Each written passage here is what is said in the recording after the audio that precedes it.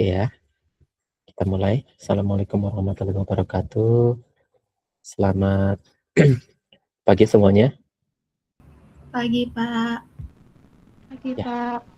selamat pagi ya.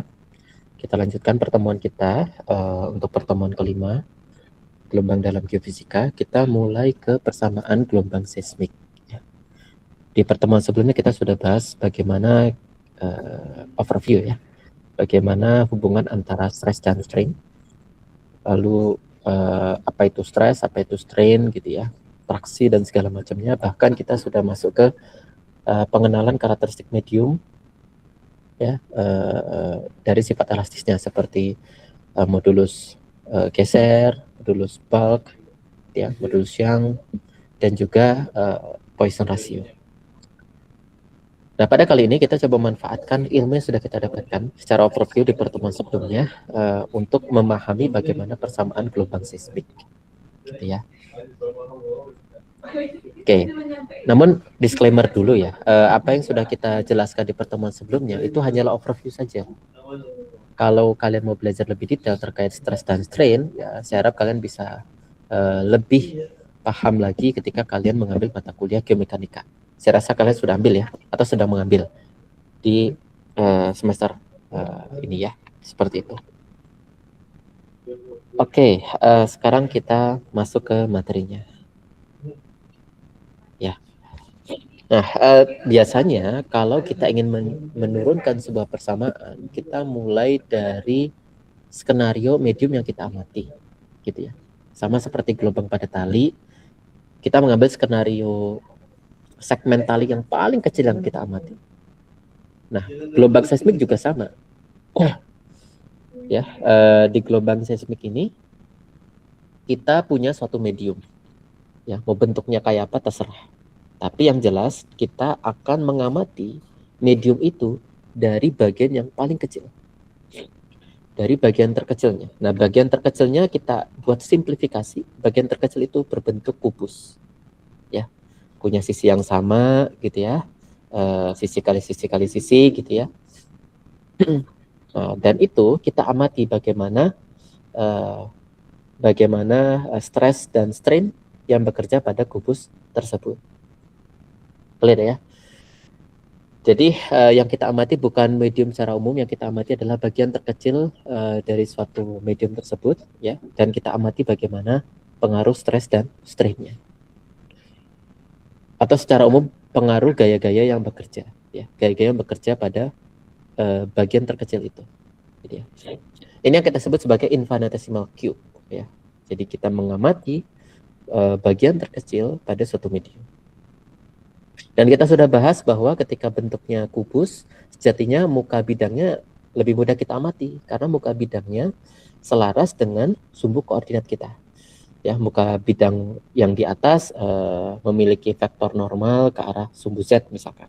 Yang depan gitu ya, yang depan kita muka bidangnya memiliki vektor normal searah dengan sumbu X, dan muka bidang di sebelah sisi kirinya gitu ya, atau sisi kanannya gitu ya, itu searah dengan sumbu Y.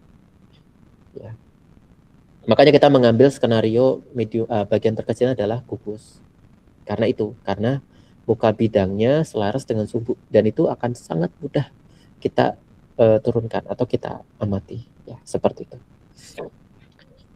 Ingat ya, kalau kita belajar geomekanika kan komponen stres itu sangat bergantung sekali pada muka bidangnya ya. Muka bidangnya berubah, berotasi, nah, komponen stresnya bisa berubah, nilainya bisa berubah gitu. Oke. Nah, dalam menurunkan persamaan gerak gitu ya, persamaan gelombang. Nah, biasanya kita memanfaatkan hukum Newton ya, terutama hukum kedua Newton, di mana resultan F atau resultan gaya yang bekerja pada suatu bidang itu sama dengan massa dikalikan percepatan ya. Kenapa seperti itu ya? Karena sejatinya medium kita ini kan melakukan pergerakan ya. Atau bagian terkecil dari medium tersebut kan dia melakukan osilasi ya. Getaran, melakukan getaran. Nah, getaran itu kan pergerakan ya. Ada percepatannya. Sehingga masuk nih ke hukum Newton kita, yaitu hukum kedua ya, terutama ya. di mana resultan dari gaya yang bekerja pada suatu medium itu sama dengan massa dikalikan percepatan. Oke. Nah, resultan gaya yang bekerja ini adalah gaya permukaan pada kubus itu. Clear ya? Karena kita analisisnya ke stress dan strain. Stress itu sendiri adalah implikasi gaya pada suatu permukaan, ya kan? Implikasi gaya pada suatu permukaan itu kita sebut sebagai traksi. Nanti traksi punya komponennya adalah komponen stres. Oke. Artinya kita punya setidaknya 9 komponen stres ya yang bekerja pada suatu bagian ini. Suatu bagian terkecil pada medium ini gitu ya. Oke. Ada 3 komponen diagonal dan 6 komponen non diagonal. Ada 3 komponen normal dan 6 komponen gesernya. Dan kita sudah belajar itu di pertemuan sebelumnya, ada sifat simetris pada komponen gesernya, sehingga komponen yang dicari hanya butuh 3 saja. Jadi total 6 komponen independen. Ya. Clear, ini kita sudah bahas di pertemuan sebelumnya, bahkan kalian sudah mempelajari itu di geomekanika. Harusnya ini sudah ngelotok ring lah. Oke. Sekarang kita coba analisis resultan gaya yang bekerja. Kita coba amati ke masing-masing sumbu dulu ya, terutama kita ambil contoh kasus sumbu X lah. Nah, di sumbu X itu sendiri kita punya 1 komponen normal dan 2 komponen geser. 1 komponen normal dan 2 komponen geser yang berpasangan. Kenapa berpasangan? Karena sisinya kan ada yang menuju ke depan kita. Kalau kita lihat dari simbol warna merah ya, simbol warna merah kan X ya. Ini mengarah ke sumbu X. Stresnya mengarah ke sumbu X. Kita nggak bicara muka bidang ya, kita berbicara mengenai arah stresnya seperti itu. Ya. Nah, 3 komponen ini berpasangan. Clear ya? 3 komponen ini berpasangan. Kenapa? Karena misal sisi bagian depan kubus ini sebenarnya ada sisi bagian belakangnya juga kan, yang memiliki komponen normalnya juga, yang memiliki komponen stres XX-nya juga gitu. Nah, sehingga di sini kita masukkan stres XX positif dan stres XX negatif ya, sigma XX positif dan sigma XX negatif yang mewakili perbedaan arah. Oke, clear ya. Nah, adapun delta ini, delta Y dan delta Z adalah bagian terkecil pada suatu medium. Contoh, kita tempatkan bahwa bagian ini adalah delta Y, sisi sebelah sini adalah delta X, lalu tinggi ini adalah delta Z. Clear ya? Sehingga untuk menentukan permukaan bagian itu, kita kali saja 2 sisi kan, 2 sisinya, yaitu delta Y maupun delta Z. Untuk kasus X, sumbu X berarti ada delta Y dan juga delta Z. Delta Y kali delta Z yaitu delta A, yaitu bagian terkecil luas permukaan sesungguhnya. Clear ya?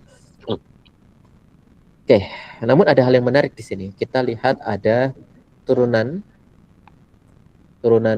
sigma, gitu ya, turunan sigma atau stres terhadap spasial X-nya dikali delta X. Ini apa maksudnya? Ini adalah beda ya, beda sigma gitu ya, beda sigma entah yang mana gitu ya, antara yang depan dan yang belakang. Jadi ada perbedaan nilai stres untuk kondisi depan dan belakang gitu ya. Nah, perbedaan ini diwakili oleh ini. Ya, jadi kalau kita ibaratnya ini ya, kasarnya aja kita hilangkan ini delta X dengan do X-nya ini, kita dapat do sigma atau delta sigma ya, yang menyatakan perubahan stres. Ya, perubahan stres. Nah, perubahan stres inilah yang mengakibatkan terjadinya pergerakan. Jadi ini kuncinya, kita memahami kenapa medium itu bisa berubah posisinya atau mengalami pergerakan. Karena ada perbedaan dari segi stresnya gitu. Dan nggak hanya stres normal ya, stres geser pun juga mengalami perbedaan. Sehingga kalau kita jumlahkan seluruhnya, bagian ini kita hilangkan ya karena sama ya, saling menghilangkan satu sama lain, sehingga yang ketemu adalah di bagian ini. Oke. Sehingga totalnya adalah turunan pertama spasial X gitu ya terhadap sigma normal. Adapun sigma gesernya diturunkan secara spasial oleh Y dan juga Z-nya. Lalu dijumlahkan dikali dengan delta X kali delta Y juga dikali dengan delta Z. Seperti itu. Oke, clear ya? Kenapa ini bisa dijumlahkan? Karena ada delta X di sini ya. Delta X kali delta Y delta Z kan sama ya ini ya. Ini juga delta Y, di sini ada delta X maupun delta Z. Di sini ada delta Z, tapi di luar dalam kurungnya ada delta X dan delta Y. Jadi bisa kita jumlahkan. Dan bisa kita keluarkan delta Y, delta X, dan delta Z. Seperti itu.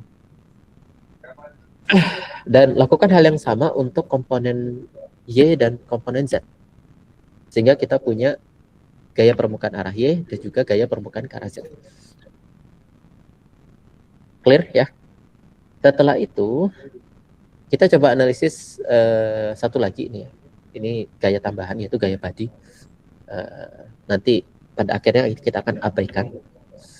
Gaya body ini adalah gaya-gaya yang bekerja pada seluruh bagian di dalam kubus itu. Contohnya gaya gravitasi. Karena kita tahu ya bahwa selain gaya-gaya eksternal yang bekerja atau gaya-gaya permukaan yang bekerja pada kubus ini, yang berkaitan dengan stres, dia juga punya massa. Dan massa itu akan punya pengaruh juga. Pengaruhnya adalah gaya gravitasi. Gitu. Itu salah satunya aja ya. Oke, sehingga kita terapkan hukum kedua Newton, di mana resultan F sama dengan M kali A.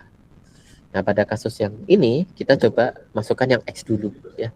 Kita masukkan X dulu, di mana resultan gayanya adalah gaya permukaan ditambah dengan gaya body. Kita punya hasil ini ya. Setelah itu ditambah dengan delta Fx, delta Y, delta X, delta Y, dan delta Z. Adapun sisi sebelah kanannya, kita punya massa. Massa ini kita pecah menjadi rho kali dV. Kenapa dV? Karena volumenya adalah volume bagian terkecil dari suatu medium. Makanya delta V ya. Seperti itu. Nah, delta V ini dipecah lagi menjadi delta X, delta Y, dan delta Z. Lalu untuk yang A itu adalah percepatan. Nah, percepatan ini adalah turunan kedua terhadap waktu ya, turunan simpangan ya, turunan simpangan atau getaran terhadap waktu 2 kali ya.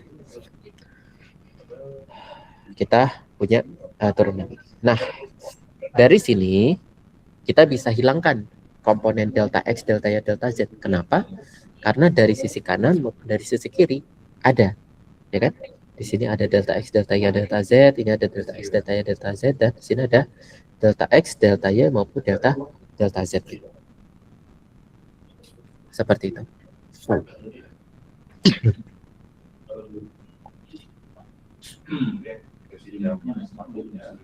Oke, clear ya. Jadi yang tersisa hanyalah bagian ini,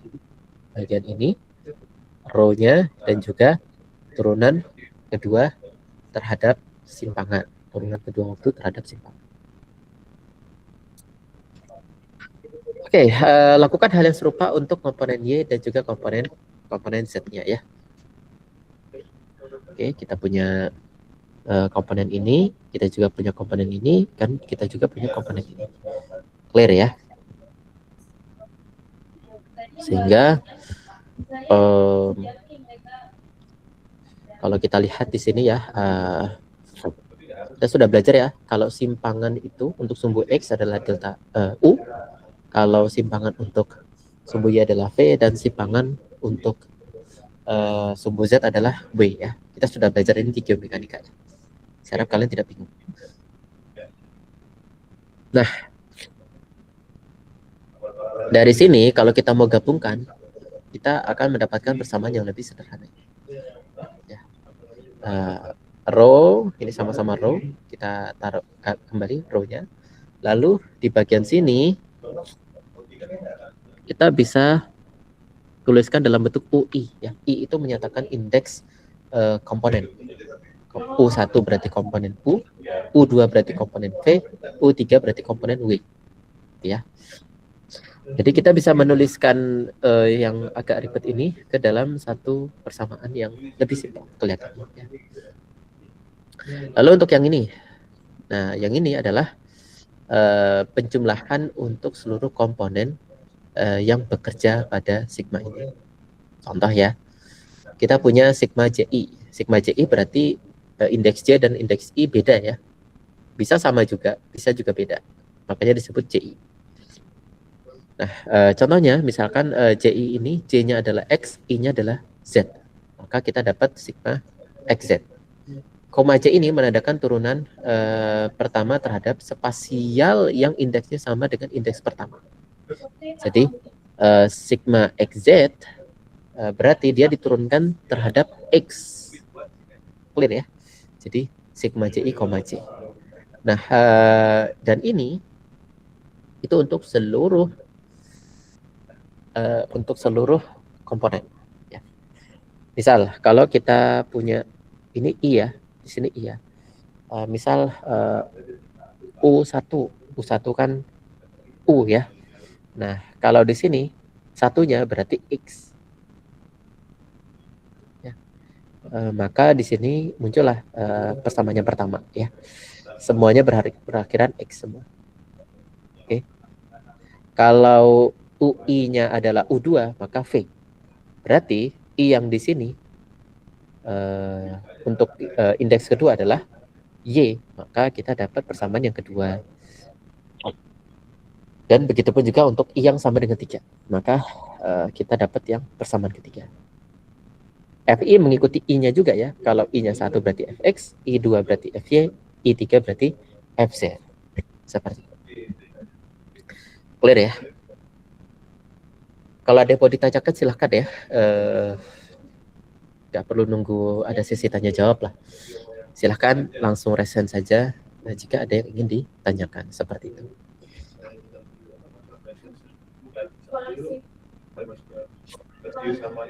Sekarang kita lanjutkan ya. Nah, dari persamaan ini kita lanjutkan ke pengubahan ke straight. Ya, dari stresnya kita ubah ke straight.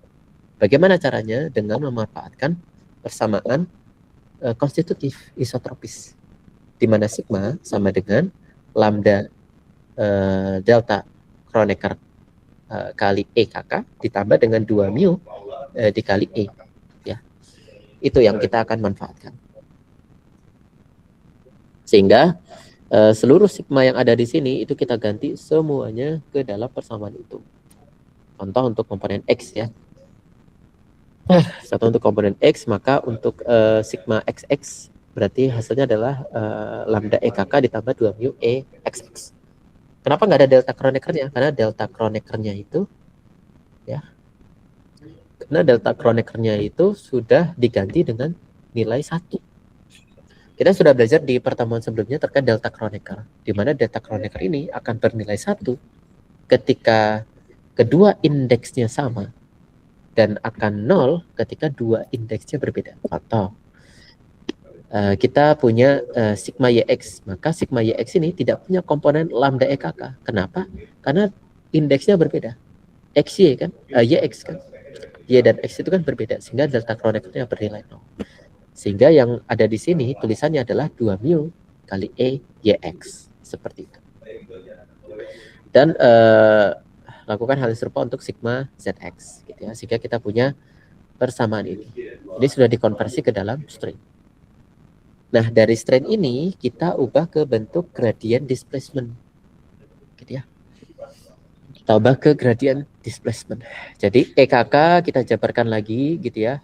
EKK adalah hasil penjumlahan dari seluruh komponen strain normal, yaitu du dx ditambah dv dy ditambah dw dz. Gitu ya. Sedangkan EXX adalah DU DZ ya.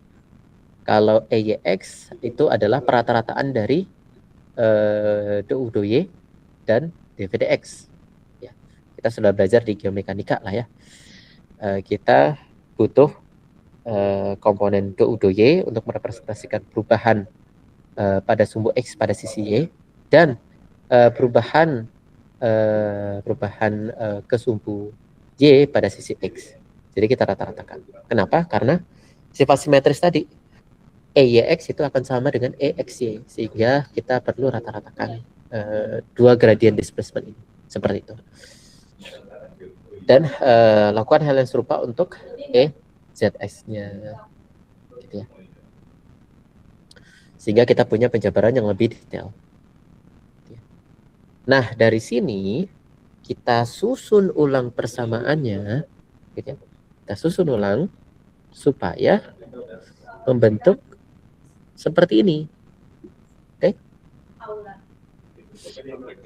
Misal, ini kita kembalikan lagi ke EKK, lalu kita turunkan terhadap DX. Jadi seperti ini ya.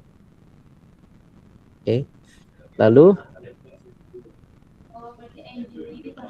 do kuadrat U dx kuadrat do U dy kuadrat dan do U dz kuadrat itu kita ambil dari sini. Ya. Mu do U dx ini kita kalikan dengan do U dx sehingga menjadi turunan kedua spasial. Yang bagian ini juga kali ya, sehingga turunan kedua spasial juga terhadap Y. Oke.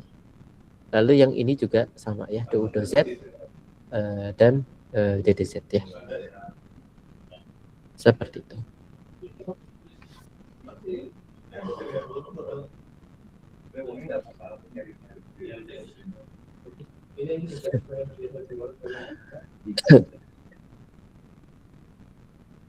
Oke.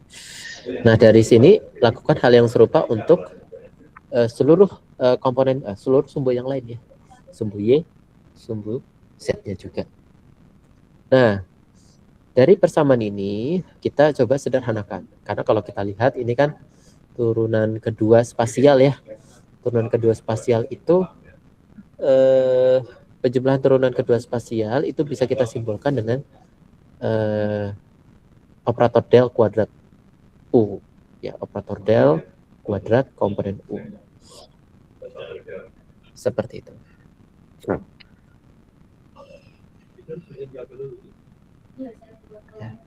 Nah, lakukan hal serupa untuk Y dan juga Z-nya, sehingga kita punya 3 persamaan ini. Gitu. Nah, dari ketiga persamaan ini, kalau mau kita gabungkan, gitu ya, kita akan mendapatkan persamaan ini. Dari mana persamaan ini? Kalau kita lihat di sisi sebelah kiri, ini kan semuanya diturunkan 2 kali terhadap waktu ya untuk seluruh komponen simpangan U, P, dan W. Oleh karena itu kita bisa simplifikasi penulisannya menjadi seperti ini. Ini adalah U, tapi U di sini adalah U vektor. Jadi U vektor itu mewakili komponen U, komponen V, dan komponen W. Ya, vektor U.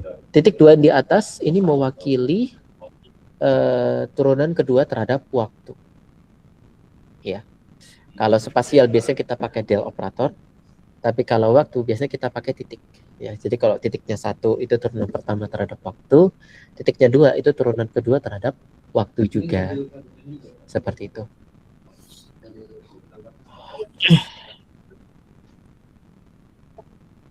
Oke. Nah, lalu di bagian sebelah sini kita punya EKK, tetapi diturunkan terhadap spasial ya, di ketiga sumbu, terhadap X, terhadap Y, dan juga terhadap Z. Artinya kita bisa ganti dengan gradien ya. Kita bisa ganti dengan gradien. Gradien divergensi U ya. Kita tahu bahwa divergensi dari vektor U adalah penjumlahan seluruh komponen U spasialnya ya. Nah, lalu di gradienkan seperti itu. Nah, Selanjutnya di bagian sini ini semuanya mengalami del kuadrat ya, mengalami del kuadrat untuk seluruh komponen. Sehingga bisa kita ganti dengan del kuadrat U vektor. Clear ya? Adapun yang bagian body force-nya kita ganti dengan vektor karena dia punya ketiga komponen, Fx, Fy, dan juga Fz. Nah, dari persamaan ini dengan menerapkan identitas del kuadrat U vektor adalah gradien dari ya benar, gradien dari displacement U vektor dikurang operator curl 2 kali pada vektor U, maka kita bisa ganti persamaannya dengan ini.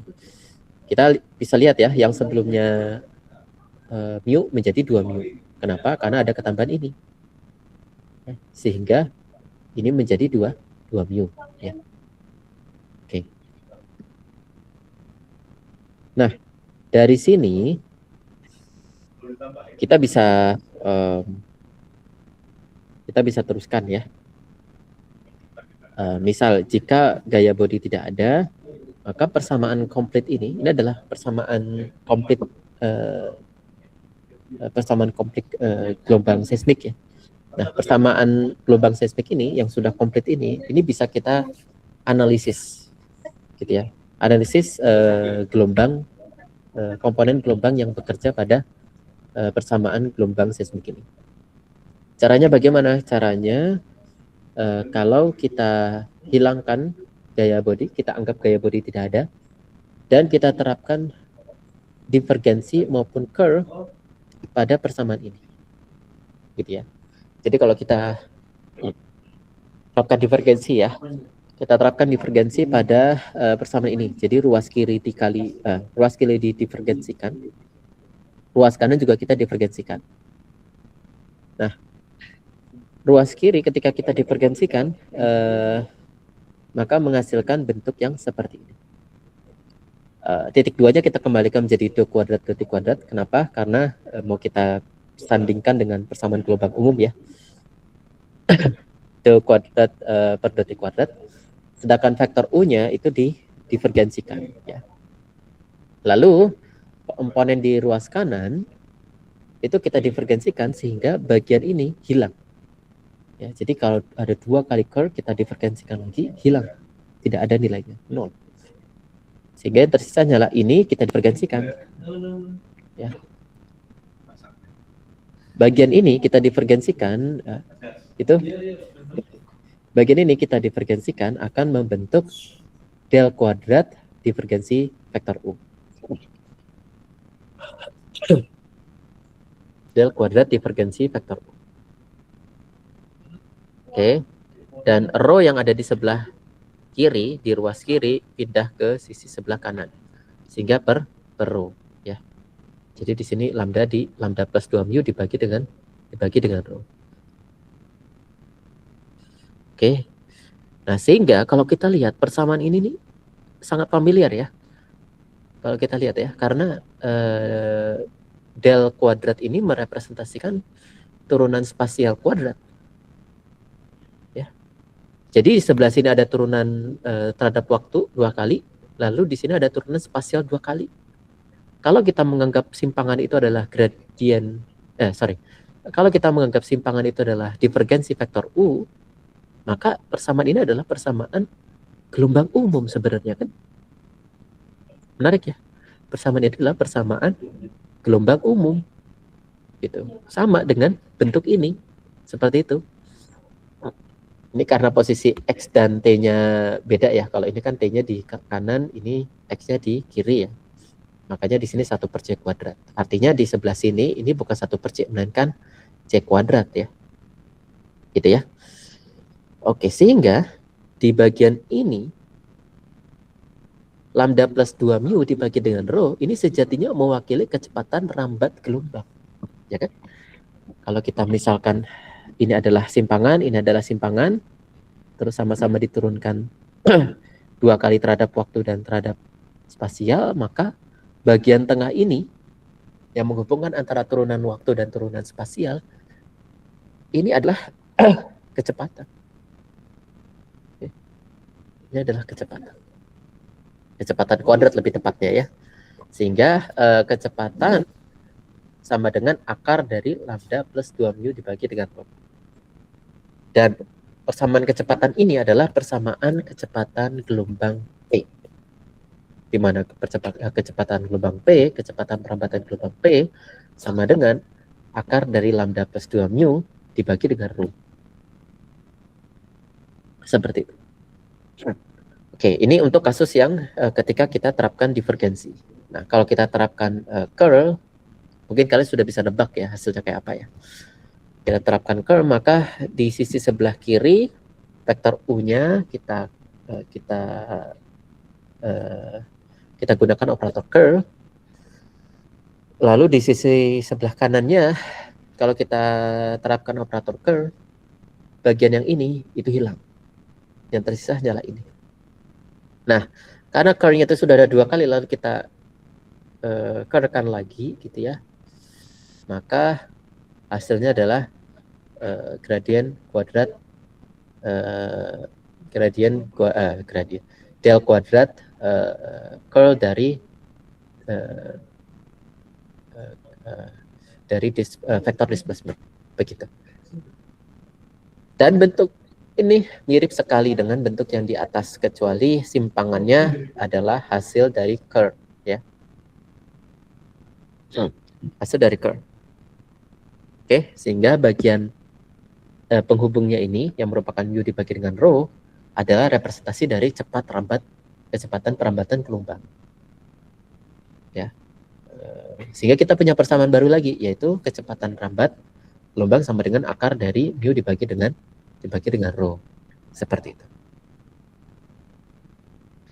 Nah, perwakilan persamaan inilah adalah kecepatan gelombang S. Itu kira-kira. Ada yang mau ditanyakan? Silahkan.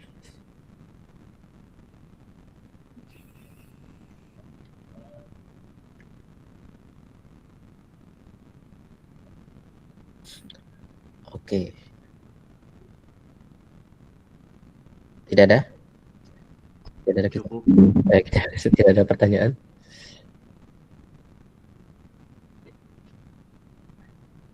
Oke, paham ya kira-kira ya alur penurunan persamaan gelombang seismiknya ya.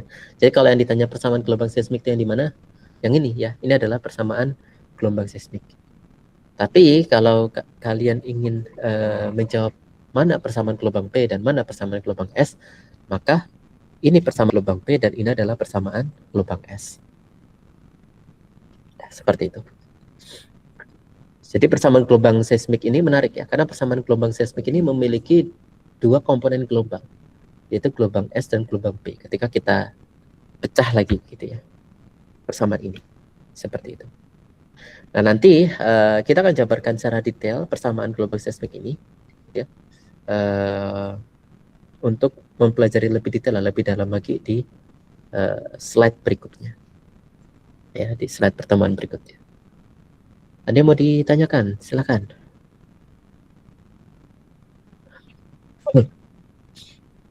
Kalau tidak ada, saya izin untuk meneruskan materi ya untuk pertemuan ke-6 ya. Tidak apa-apa ya? Aman? Kalau kita teruskan ke pertemuan berikutnya. Ini pertemuannya habis untuk pertemuan 5. Tapi karena masih ada waktu, kita coba lanjut ke pertemuan ke-6. Gimana kira-kira? Aman, Pak. Mohon Pak. Lanjut saja Pak. Oke, aman ya. Oke, biar enak ya, kita lanjutkan pembahasannya. Kita jeda dulu. Mungkin sekitar 4 menit ya. Kalian istirahat dulu, nanti kita lanjutkan lagi untuk membahas materi berikutnya. Baik Pak.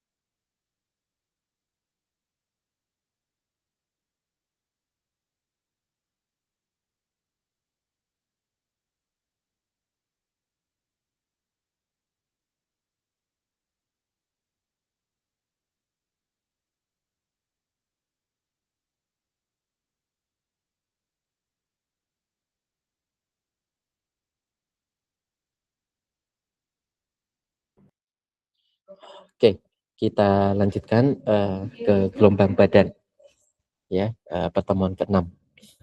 Nah, di gelombang badan ini kita akan belajar mengenai overview gelombang bidang dan bola, potensial Helmholtz, gelombang B, dan gelombang S. Kira-kira kenapa badan satu dari Oke, apa itu bidang? Ya, kalau kita bicara apa itu bidang, bidang adalah permukaan datar 2 dimensi, ya. Nah, kalau kita teruskan apa itu gelombang bidang, maka gelombang bidang merupakan kasus khusus gelombang yang memiliki kuantitas fisik seperti fase yang konstan pada bidang yang tegak lurus terhadap arah rambat gelombang. Nah, bayangkan kalian punya sumber getaran, gitu ya. Sumber getaran ini kan akan merambatan gelombang ke segala arah, ya. Dalam bentuk lingkaran kalau 2 dimensi atau dalam bentuk bola dalam 3 dimensi, ya. Nah, perambatan ini semakin bertambahnya jarak, gitu ya, jari-jarinya akan semakin besar, ya. Ketika jari-jarinya semakin besar, permukaan bolanya juga akan semakin besar, sehingga kalau kita ambil bagian terkecil pada permukaan perambatan yang kita sebut sebagai wavefront, bagian terkecil itu sudah tidak memperlihatkan kelengkungan akibat bola tadi, ya. Seakan-akan sudah hampir datar, ya. Semakin lama semakin datar gitu. Nah, dari pendekatan inilah yang kita sebut sebagai far field. Kalau yang dekat dengan sumber kita sebut sebagai near field, ya. Kalau yang jauh itu kita sebut sebagai far field. Maka gelombang yang far field ini, ya, akan memperlihatkan gelombang bidang. Itu gelombang yang memiliki permukaan datar 2 dimensi, seperti itu. Yang mana bidang ini akan memiliki fase yang sama, kuantitas fisik yang sama, dan lain sebagainya, gitu, ya. Nah, contoh sederhananya kalian bisa lihat pada gambar ini, ya, gambar gelombang P dan gelombang S. Gelombang P dan gelombang S ini kalau kita lihat permukaannya itu kan datar, tidak melengkung, ya. Beda kalau gelombang P dan gelombang S-nya itu dekat dengan sumber, gitu, ya. Kemungkinan ya permukaannya masih ada kelengkungannya. Tapi kalau dia sudah jauh dari sumber, bentuknya akan datar seperti itu, ya. Nah, seperti itu kira-kira. Ini, ya, gelombang bola versus gelombang bidang, ya.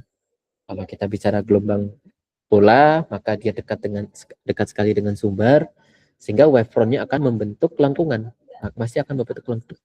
Namun, ketika dia sudah jauh dari sumber, maka wavefrontnya akan membentuk bidang-bidang, gitu, ya. Bidang datar, permukaan datar, ya, seperti itu. Oke, ya. Kalian masih ingat, ya, persamaan ini apa, ya? Persamaannya adalah persamaan gelombang seismik, ya. Persamaan gelombang seismik. Nah, persamaan gelombang seismik ini kita akan coba analisis dengan menggunakan pendekatan fungsi potensial dan teorema Helmholtz, ya.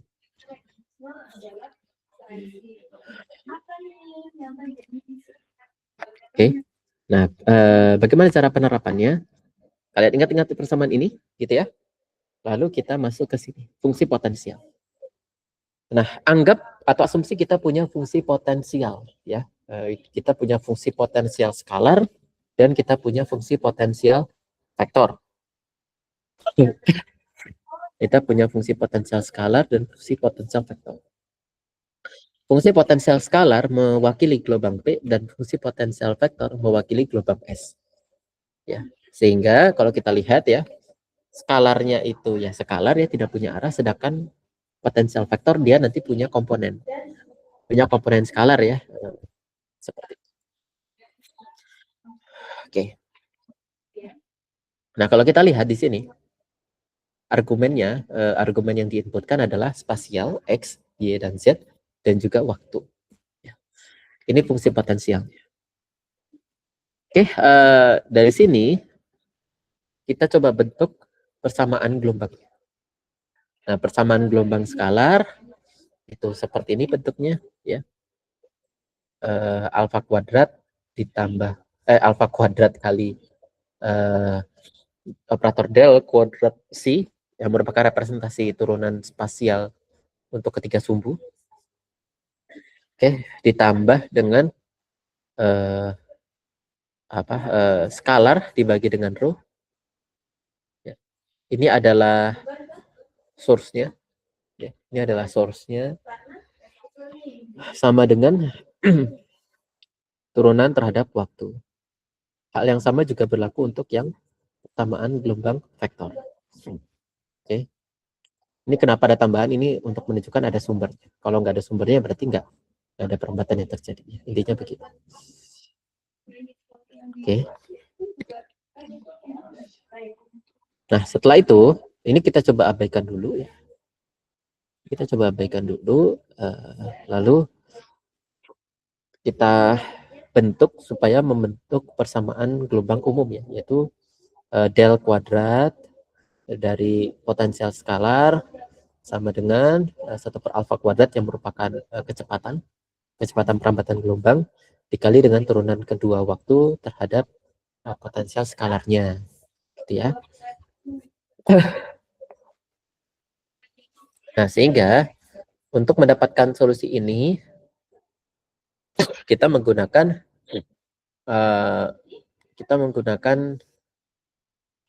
solusi gelombang harmonik ya, dalam bentuk polar ya, yaitu potensial skalar sama dengan amplitudo eksponensial pangkat i plus minus ka alfa ini maksudnya dikali x gitu ya, atau ini sebenarnya divergensi ya. Divergensi kedua vektor bukan divergensi, dot produk kedua vektor plus minus omega t gitu ya. Sehingga kalau ini mau kita jabarkan, ini sebenarnya kx k kali x ditambah k kali y ditambah k kali z ditambah omega t. Plus minus mewakili arah perambatan dari gelombangnya ya. Oke. Nah, dari sini kita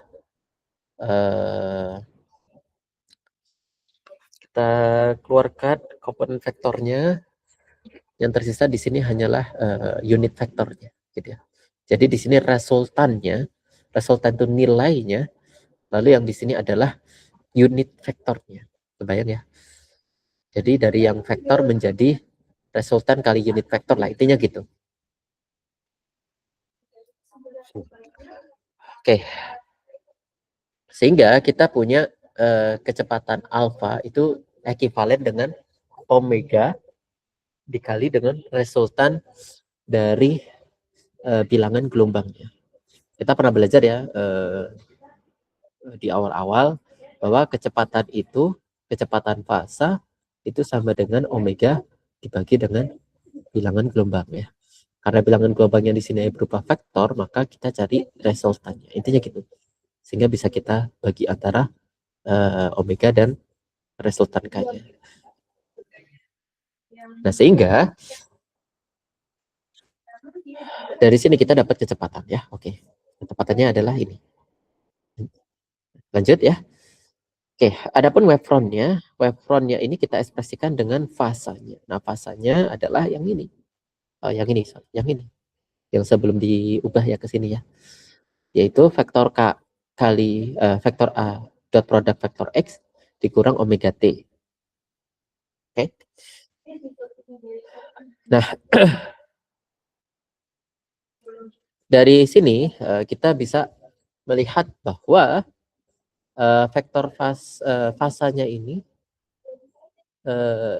kalau vektor fasanya ini bukan vektor fasanya ini mewakili wavefront dan dari hasil ini berupa bidang, maka sudah bisa kita pastikan gelombangnya adalah gelombang bidang. Oke.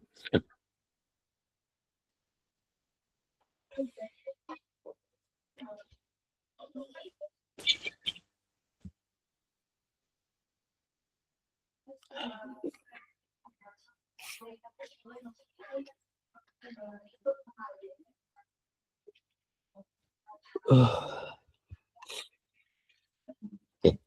Nah, sekarang kita lanjut ke komponen vektornya. Nah, kalau untuk komponen vektornya ini menarik karena vektor fungsi potensialnya itu juga vektor.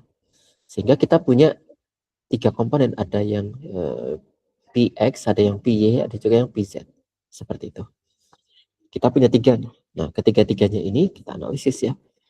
Oh ya, berarti kalau ini komponen, maka amplitudenya bukan skalar.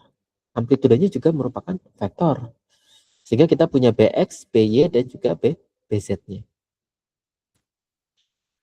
Oke, nah kita ingat kembali divergensi dan curl ya. Kalau kita bicara divergensi, nah divergensi ini kan mengukur seberapa banyak medan vektor yang nyimpang dari suatu titik, ya. Sehingga divergensi ini berkaitan dengan kompresi ataupun ekspansi dari medan vektor. Contoh bentuknya kira-kira seperti inilah. Jika divergensinya lebih besar daripada 0 atau divergensinya kurang dari 0. Kalau kita coba amati di titik ini berapa divergensinya, gitu ya. Jadi ada, kalau dia tidak berbentuk seperti ini, misalkan lurus-lurus saja, misalkan seperti ini ya, maka dia tidak punya nilai divergennya 0 ya, seperti itu.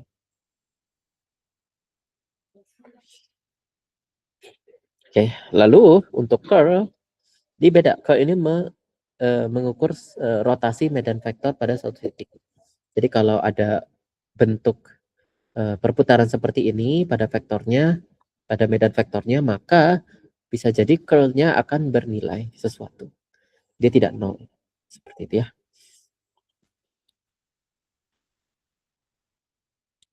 Dan kalau kita lihat di sini, bidang itu sendiri, ya,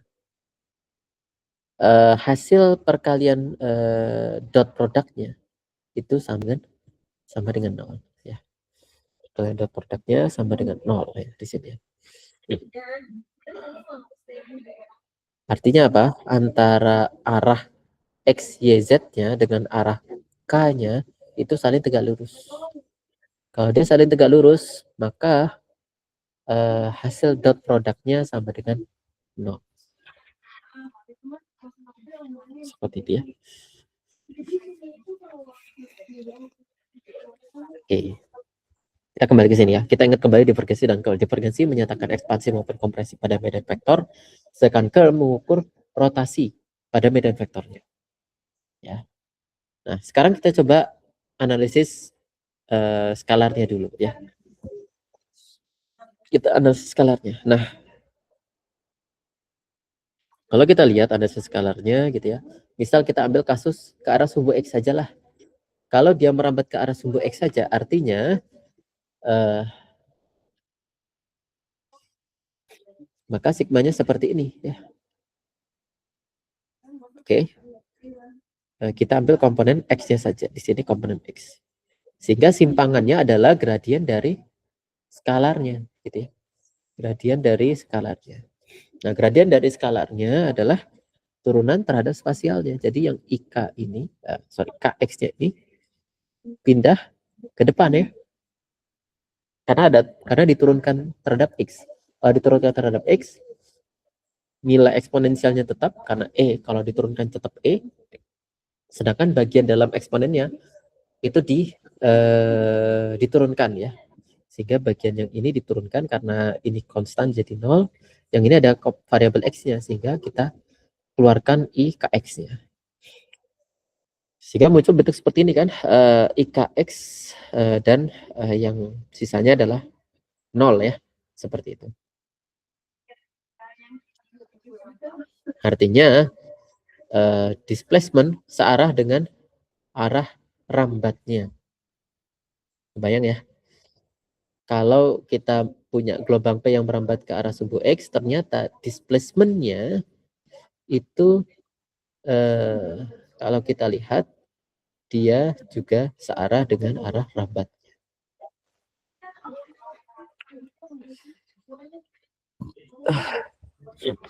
Oke. Displacement searah dengan arah rambatnya. Nah, coba kita analisis lagi terkait divergensi. Nah, divergensi itu adalah analisa ekspansi kompresi ya. Ekspansi kompresi pada medan vektor.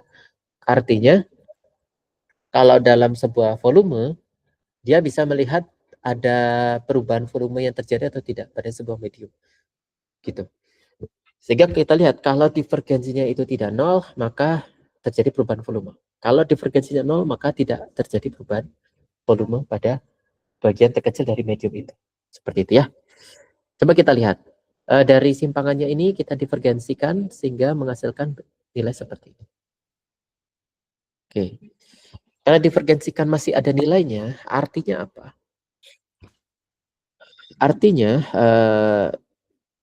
terjadi perubahan volume ketika gelombang P melewati suatu tempat. Seperti itu. Oke, clear ya. Jadi kalau kita lihat displacement searah dengan arah rambat karena dari vektor X, Y, Z hasil dari displacement yang punya nilainya adalah komponen X-nya saja. Gitu ya. Setelah kita gradienkan. Displacement ya. Nah, kalau kita divergensikan displacement-nya ternyata tetap ada nilainya sehingga selain dia menunjukkan arah yang sama yaitu arah X, dia juga mengalami perubahan volume. Ya. Sehingga terbukti gelombang P ketika dia merambat di suatu wilayah, maka gelombang P ini akan menggetarkan gitu ya, berosilasi medium itu searah dengan arah perambatannya dan juga mengalami perubahan volume ketika gelombang merambat seperti itu. Dan secara visualisasi juga terbukti ya, kalau kita lihat ya, secara visualisasi dia mengalami pemampatan maupun pelebaran pada medium itu. Medium itu tidak berubah, tidak jadi jejer genjang atau tidak berubah bentuk ya. Bentuknya tetap kotak, tapi kotaknya ini mengalami perubahan volume, gitu ya. Nah itu untuk gelombang P. Sekarang kita coba analisis yang gradien, kita analisis fungsi potensial vektornya. Nah fungsi potensial vektor kita punya ketiga komponen ya, Px, Py, dan Pz. Sekarang kita coba analisis ke arah sumbu X. Misal gelombang S merambat ke sumbu X. Artinya apa? Kalau yang dianalisa adalah gelombang S, maka kita pakai curve vector. Nah, ya, kita pakai operator curve. Nah, operator curve ini ternyata menghasilkan komponen X-nya bernilai 0, komponen Y-nya punya nilai, dan komponen Z-nya punya nilai. Jadi ketika gelombang S merambat di suatu medium, misal di sumbu X gitu ya, maka dia punya displacement itu searah dengan sumbu Y dan searah dengan sumbu Z. Seperti itu. Artinya displacementnya tegak lurus dengan arah rambat. Nah ini pembuktian dari segi matematis kenapa gelombang S memiliki perambatan yang tegak lurus dengan arah getarnya. Dan kalau kita lihat displacementnya tidak hanya ke Y, melainkan ke Z. Berarti ada dua komponen. Ya. Sehingga kita punya dua komponen gelombang S. Ada komponen gelombang SH, ya, dan ada komponen gelombang SP. SH adalah shear horizontal, sedangkan SP adalah shear vertikal. Gitu ya.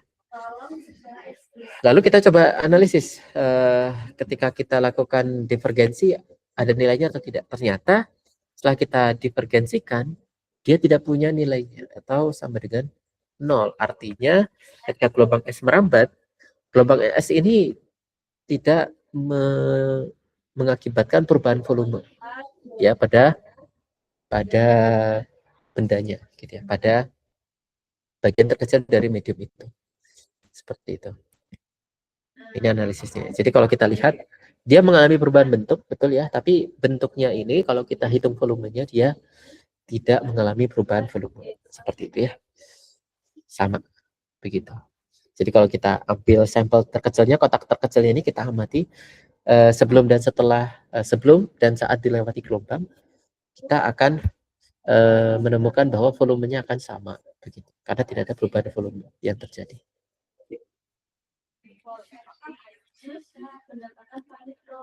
Oke, ini terkait gelombang P dan gelombang S. Oke, tadi kan kita lihat ya bahwa ini ketika gelombang P dan gelombang S-nya merambat di sumbu X. Nah, apa jadinya kalau gelombang P dan gelombang S itu merambat di sumbu sembarang? Di sembarang lah gitu ya, nggak sesuai dengan sumbu X, nggak sesuai dengan sumbu Y, begitu ya. Ya sembarang saja. dan dia membentuk bidang. Nah, analisisnya seperti ini. Kalau dia membentuk bidang, artinya dia merambat seperti ini ya. Nah, ini wavefrontnya bidang seperti ini, gitu ya. Nah, coba kita analisis ke satu contoh kasus, yaitu ke bidang XZ. Kalau bidang XZ artinya di dalamnya ada KX dan juga KZ, ya, begitu ya. Sehingga untuk fasa konstan, maka fasa konstan ini sama dengan 0 ya.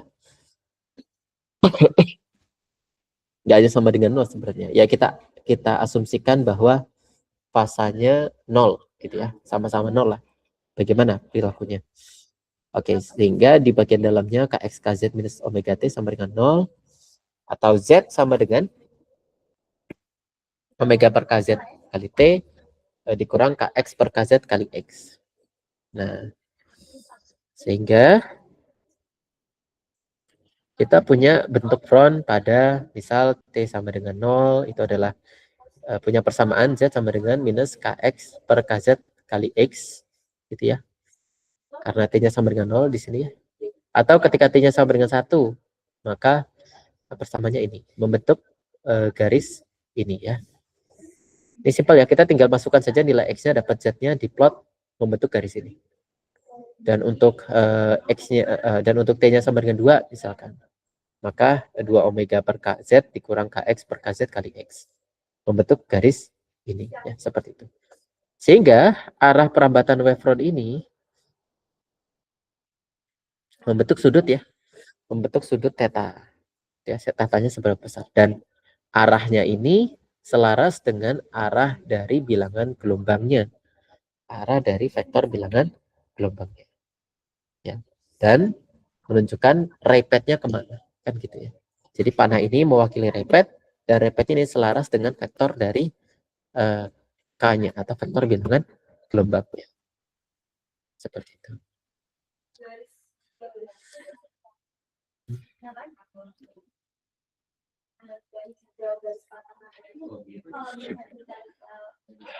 Nah, sehingga kalau dia merambat di bidang XZ ya, bidang XZ, maka dia punya proyeksi simpangan di sumbu X dan proyeksi simpangan di sumbu Z-nya untuk membentuk resultan simpangan yang selaras dengan arah perambatan gelombangnya, gitu ya. Misalkan vektor simpangannya segini, maka diproyeksikan ke sumbu Z di menjadi WV dan juga diproyeksikan ke sumbu horizontal menjadi UP, begitu.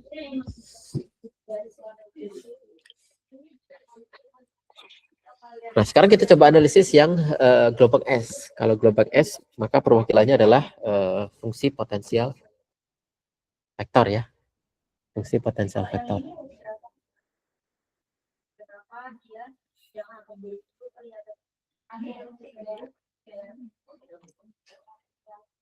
Oke. Kalau kita lihat ya, ini kita punya persamaan fungsi potensial vektornya. Kita ambil skenario KX dan KZ saja, sehingga kita cari displacement-nya. Nah, displacement-nya adalah curl dari fungsi potensial vektornya. Oke. Sehingga kita punya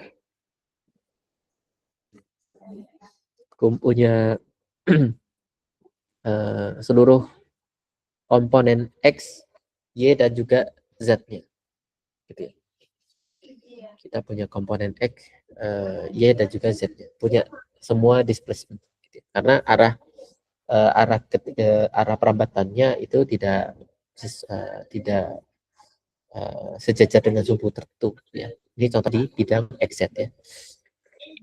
Sehingga kita punya US, punya VS, dan punya WS. Nah, karena kita sudah mengetahui bahwa gelombang S itu punya dua komponen, yaitu vertikal maupun horizontal, ya, maka US dan VS ya membentuk getaran yang tegak lurus dengan arah perambatan ya. Oke. Sedangkan yang WS dia membentuk displacement seperti ini yang menuju ke kalian maupun menjauhi dari kalian, ya. Setara dengan Y ya, seperti itu.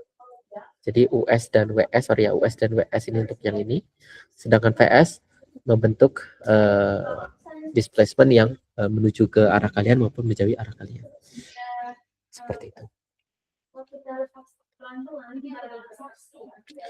Oke.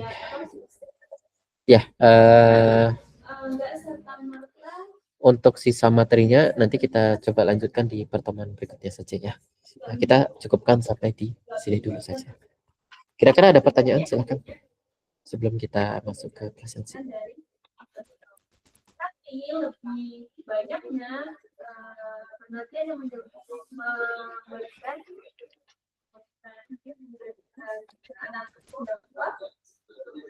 di peningkatan stres itu punya probabilitas lebih tinggi untuk